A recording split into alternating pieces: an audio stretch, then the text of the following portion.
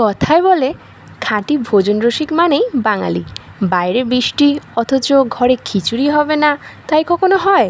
তাই সকাল সকাল বাইরে বৃষ্টি দেখে বাবাকে বললাম, আজকে তোমার হাতের গরম গরম গোবিন্দভোগ চালের খিচুড়ি, কষা কষা আলুর দম, পাঁপড় আর বেগুনি খাবো। তাই শুনে সকাল সকাল বাবা বাজারে গিয়ে খিচুড়ির সব রকম জোগাড় করে নিয়ে বাড়ি এসেই রান্না চাপিয়ে দিল। আর রান্না শেষ হতে না হতেই আমরা খেতে বসে গেলাম। বাইরে বৃষ্টি হচ্ছে আর ঘরেই আমরা গরম গরম গোবিন্দভোগ চালের খিচুড়ি, পাঁপড় ভাজা, বেগুনি আর কষা কষা আলুর দম দিয়ে আমাদের খাওয়া দাওয়া সেরে নিলাম, তাও আবার কলা পাতার উপর। ভিডিওটা কেমন লাগলো সেটা কমেন্ট করে সকলেই জানাবে।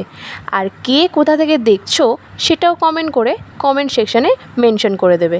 যারা নতুন তারা প্লিজ সাবস্ক্রাইব করো আমার চ্যানেলটাকে।